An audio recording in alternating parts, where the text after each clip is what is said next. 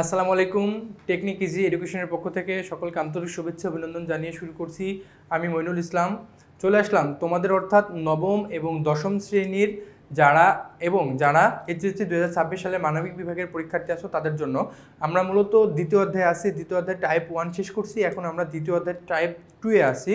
Type 2-এ আমাদের MCQ আছে প্রায় 15টা মতো, 13 থেকে 32, 15-16টা যাই হোক আছে। আমাদের টাইপ 2 এর নাম হচ্ছে আইনের প্রকারভেদ, ঠিক আছে। আমাদের টাইপ 2 এর নাম হচ্ছে আইনের প্রকারভেদ, এটা খেয়াল রাখবে, এটা হচ্ছে টাইপ 2 আইনের প্রকারভেদ, ঠিক আছে। এরপরে দেখো, আমরা হচ্ছে 13 নম্বর কোশ্চেনে চলে যাই। বলছে অধ্যাপক হল্যান্ড আইনকে কত ভাগে ভাগ করেছেন। বলছে যে একদম তোমাদের বইয়ের হুবহু লাইন থেকে তুলে দিছে। বলছে অধ্যাপক হল্যান্ড আইনকে কত ভাগে ভাগ করেছে। অধ্যাপক হল্যান্ড, আমরা জানি অধ্যাপক হল্যান্ড আইনকে দুই ভাগে ভাগ করেছে। একটার নাম হচ্ছে ব্যক্তিগত আইন আর একটার নাম হচ্ছে সরকারি আইন। এটা একটার নাম হচ্ছে ব্যক্তিগত আইন আর একটা হচ্ছে, আচ্ছা লেখা লাগবে না, যাক, ব্যক্তিগত আইন আর একটা হচ্ছে সরকারি আইন, ঠিক আছে। এরপরে দেখো 14 নম্বর হচ্ছে নাগরিকদের জন্য আইন প্রণয়ন ও প্রয়োগ করে কোনটি। বলছে নাগরিকের জন্য আইন প্রণয়ন ও প্রদান করে কোনটি। সরকার না, সরকার কোনো দিন আইন প্রণয়ন করতে পারে না, সামরিক বাহিনী না, সুপ্রিম কোর্টও না। সুপ্রিম কোর্ট হচ্ছে উচ্চ আদালত, এটা হচ্ছে রাষ্ট্র। রাষ্ট্র হচ্ছে কি করে, নাগরিকদের জন্য আইনকে প্রণয়ন বা প্রয়োগ করে থাকে। এরপরে দেখো ডক্টর নাফিজ ইমতিয়াজ একটি দেশের রাষ্ট্রপ্রধান, তিনি রাষ্ট্র পরিচালনার ক্ষেত্রে কোন ধরনের আইন প্রয়োগ করেন। বলছে ডক্টর নাফিজ একজন কি দেশের রাষ্ট্রপ্রধান, তিনি রাষ্ট্র পরিচালনার ক্ষেত্রে কি, যেহেতু সে রাষ্ট্রপ্রধান অর্থাৎ তাকে রাষ্ট্রের আইন কানুন বহির্ভূত কোনো কাজ করতে পারবে না প্রথমত, এবং রাষ্ট্রকে যে সে পরিচালনা করবে তাকে সে কী অনুযায়ী পরিচালনা করবে, তাকে সংবিধান অনুযায়ী পরিচালনা করতে হবে। কারণ সংবিধান এমন একটা জিনিস, সেখানে হচ্ছে লিপিবদ্ধ থাকে যে রাষ্ট্রকে কিভাবে পরিচালনা করতে হয়। এজন্য হচ্ছে কি ইমতিয়াজ রাষ্ট্রপ্রধান হওয়ার কারণে এটা হচ্ছে সংবিধানের আইন অনুযায়ী সেই রাষ্ট্রটাকে কি করবে, পরিচালনা করবে, ঠিক আছে। এরপরে দেখো 16 নম্বর, ফৌজদারি আইন কোন ধরনের আইনের অন্তর্ভুক্ত। বলছে ফৌজদারি আইন কোন ধরনের, এটা হচ্ছে এটি সরকারি আইনের অন্তর্ভুক্ত, ঠিক আছে। ফৌজদারি আইনকে কি বলা হয়, এটা একটি সরকারি আইনের আওতাভুক্ত, ঠিক আছে। ফৌজদারি আইনকে সরকারি আইন বলা হয়।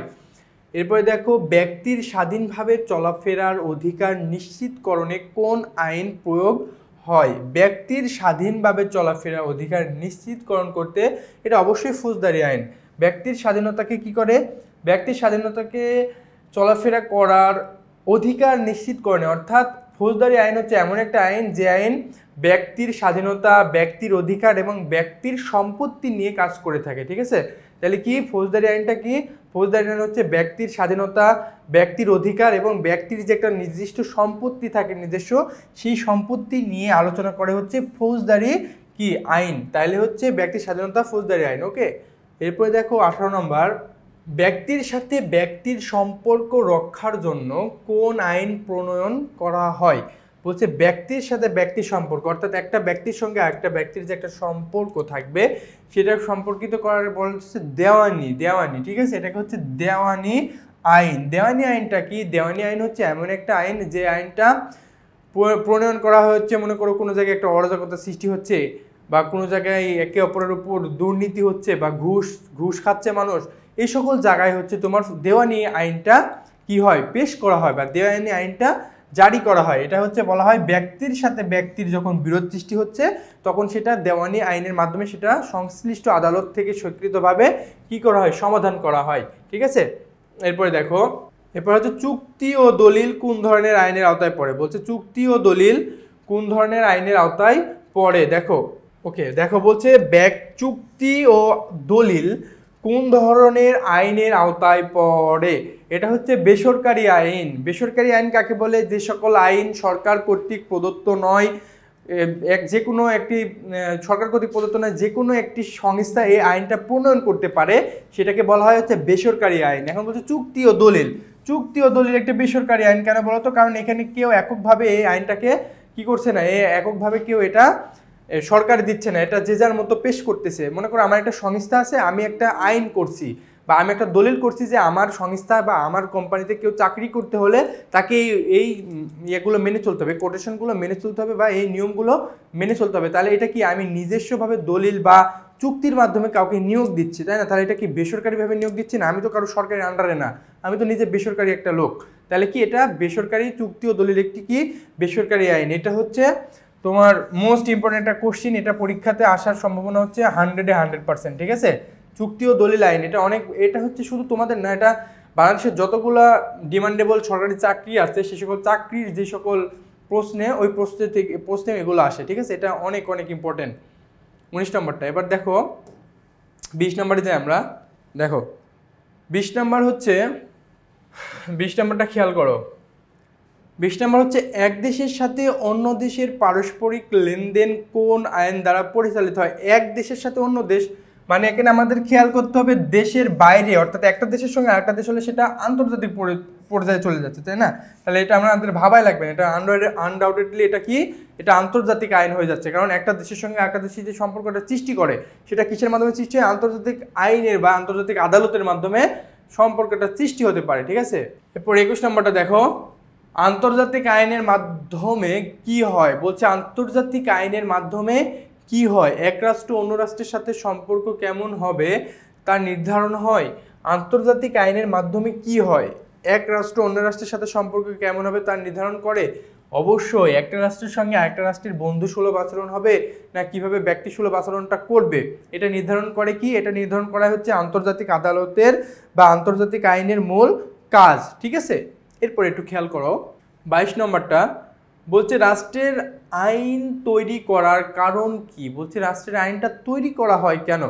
রাষ্ট্রের আইন তৈরি করার কারণ হলো মানুষকে অন্যায় কাজ থেকে বিরত রাখবে। অবশ্যই মানুষকে অন্যায় কাজ থেকে বিরত রাখবে। এরপরে কি, নাগরিকের অধিকার অক্ষুণ্ণ রাখা। অবশ্যই নাগরিকের যে অধিকারগুলো আছে সেগুলোকে অক্ষুণ্ণ রাখবে। নাগরিকের যে অধিকার আছে সেটাও কি অক্ষুণ্ণ রাখবে, ঠিক আছে?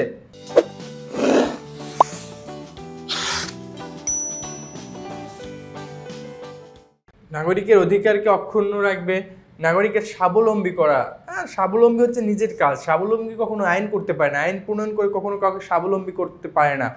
ধরো আমি কোনো কাজ করতেছি না, আমি বসে বসে আছি আর আমি চিন্তা করতেছি রাষ্ট্র আমাকে একটা আইন প্রণয়ন করে আমাকে বড়লোক করে দিবে, তাইলে কি হলো বলো? এটা হচ্ছে একটা নিছক আমার একটা ভাবনা, এই ভাবনার মাধ্যমে কখনো হতে পারে না, ঠিক আছে? তাহলে এটা কি হচ্ছে?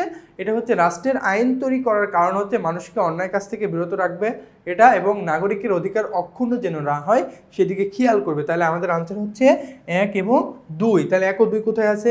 1 ও 2 হচ্ছে এখানে, ওকে? 1 ও 2 দেখো বলছে যে আন্তর্জাতিক আইনের ফলে কি ঘটে? বলছে আন্তর্জাতিক আইনের ফলে রাষ্ট্রে রাষ্ট্রে বিরোধ নিষ্পন্ন হয়। অবশ্যই এটা রাষ্ট্রে রাষ্ট্রে বিরোধ নিষ্পন্ন হচ্ছে। আন্তঃরাষ্ট্র সম্পর্ক ঘনিষ্ঠ হয়, এটা হচ্ছে সামাজিক শৃঙ্খলা বজায় থাকে, এটার সাথে কোনো সম্পর্ক নয়। তাহলে আমাদের আনসার হচ্ছে 1 ও 2। আমাদের আনসার হচ্ছে 1 ও 2, ঠিক আছে? আন্তর্জাতিক আইনের ফলে কি হচ্ছে?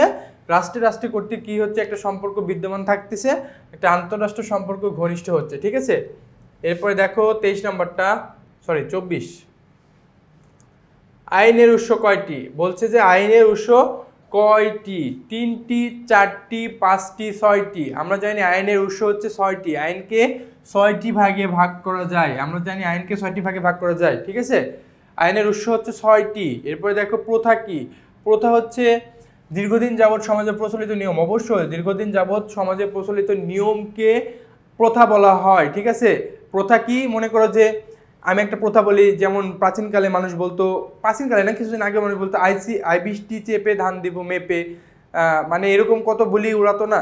ঠিক তেমনই হচ্ছে প্রথা হচ্ছে দীর্ঘদিন যাবৎ সমাজে প্রচলিত নিয়ম, অর্থাৎ প্রকৃতিকে বিশ্বাস করা, ভূত জিনকে বিশ্বাস করা। তারা অনেকেই গ্রামে এখনও মনে করে কি জানো? গ্রামে মনে করে যে সন্ধ্যার পরে যদি কোনো মেয়েরা চুল এড়ে দিয়ে বাইরে বেরোয় তাহলে তার অমঙ্গল হতে পারে, তার উপর জিনের আসর হতে পারে। এগুলো হচ্ছে তোমার একটা প্রথা, মানে প্রাচীনকাল থেকে এই নিয়মটা চলে আসছে, এখন এটা সমাজের মধ্যে চলে আসছে, বুঝছো? এই জন্য বলছে দীর্ঘদিন যাবৎ সমাজে প্রচলিত নিয়মকে কি বলা হয়? প্রচলিত নিয়মকে বলা হয় হচ্ছে প্রথা বলা হয়, ঠিক আছে? এরপরে দেখো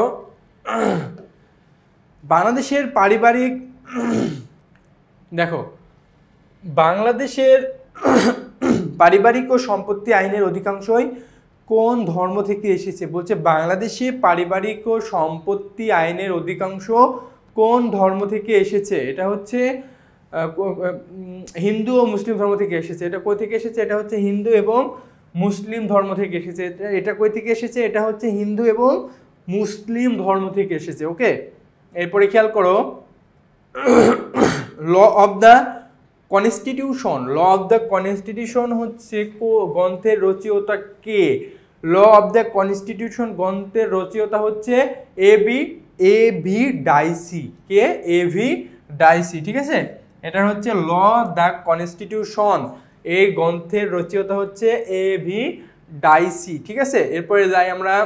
এরপর হচ্ছে commentaries on the laws of England গ্রন্থের রচয়িতাকে। Commentaries on the laws of England গ্রন্থের রচয়িতা কে? Blackstone. এই গ্রন্থের রচয়িতা হচ্ছে ব্ল্যাক স্টোন। ঠিক আছে, এটা ভালো করে খেয়াল করে দেখো যে commentaries on the laws of England, commentaries on the laws of England গ্রন্থের রচয়িতা হচ্ছে ব্ল্যাক স্টোন। কে? Blackstone. এই গ্রন্থের রচয়িতা হচ্ছে ব্ল্যাক স্টোন, এটা ভালো করে একটু খেয়াল করো। ওকে, এরপরে দেখো বিচারক মিস্টার জেড। বিচারক মিস্টার জেড কি? বিচারক মিস্টার জেড, বা এখানে একটা মানুষের নামও হতে পারে যে কোনো।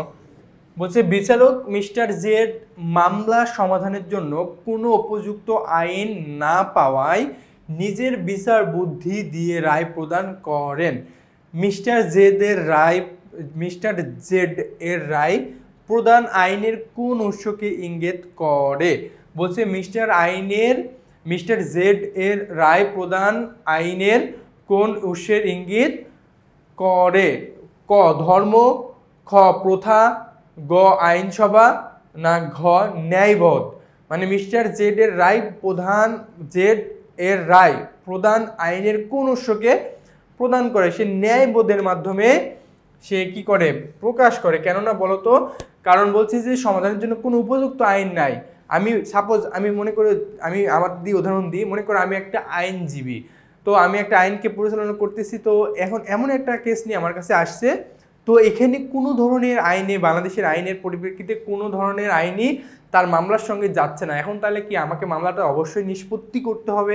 তাহলে আমাকে মামলাটা নিষ্পত্তি করতে হলে কি করতে হবে? আমাকে ন্যায়বোধকে প্রশ্ন করতে হবে যে কোনটা সঠিক, কোনটা মিথ্যা, বা কোনটা ভুল, সে অনুযায়ী তো আমাকে রায়টা পরিচালনা করতে হবে, তাই না? এখন যেহেতু আমার ন্যায়বোধ যদি থাকে, তাহলে আমি অবশ্যই ভালো বিচারটা করতে পারবো। তাহলে হচ্ছে ন্যায়বোধের মাধ্যমে কি হচ্ছে? আইনের ইঙ্গিত প্রদান করতেছে। এরপরে দেখো 30 নম্বর, আধুনিক কালে আইনের প্রধান উৎস কোনটি? বলছে আধুনিক কালে আইনের প্রধান উৎস কোনটি? বিচারকের রায়, আইনসভা, আইনবিদদের গ্রন্থ, না ধর্ম? বলছে আধুনিক বর্তমান কালে আইনের প্রধান উৎস হচ্ছে বিচারকদের রায়। বিচারকরা, অর্থাৎ এখন সমাজে বা রাষ্ট্রে যে ধরনের আইন প্রণয়ন আছে, সেখানে বিচারকরা সকল ক্ষমতার উৎসে থাকে। অর্থাৎ বিচারকরা যে আইনটা প্রচলন করবে বা যে আইনটা প্রদান করবে, সেই আইনটাই কি মেনে নিতে বাধ্য থাকবে। ওকে, এরপরে দেখি 32। ওকে, আমাদের হচ্ছে 31 নম্বর। দেখো একটু খেয়াল করো, বলছে নতুন আইন তৈরি ও পুরাতন আইন সংশোধন সবচেয়ে উপযোগী উৎস কোনটি? বলছে নতুন আইন তৈরি এবং পুরাতন আইন সংশোধনের উপযোগী উৎস বা উপযোগী মাধ্যম কোনটি? আইনসভা। আইনসভার কাজ হচ্ছে আইন তৈরি করা এবং পুরাতন আইনকে সংশোধন করা। ঠিক আছে, এরপরে খেয়াল করো, আইনের উৎস হলো বিচারকের রায়, ফৌজদারি আইন ও দণ্ডবিধি এবং ন্যায়বোধ। বিচারকের আইনের উৎস হচ্ছে ফৌজদারি না, ফৌজদারি আইনের উৎস কখনো হতে পারে না। ঠিক আছে, এটা হচ্ছে ব্যক্তির কি করে, এর ফৌজদারি কি করে?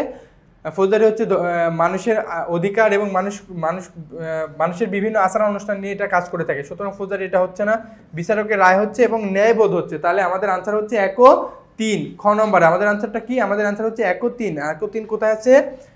খ আছে। ঠিক আছে, ওকে, আমাদের হচ্ছে এই টাইপটা একটু বড়ই ছিল, তো আমাদের হচ্ছে টাইপ 2ও শেষ করে ফেললাম। ঠিক আছে, এরপরে আমরা টাইপ 3 শুরু করব অন্য একটা ভিডিওতে। সে পর্যন্ত ভালো থাকো, সুস্থ থাকো, আল্লাহ হাফেজ।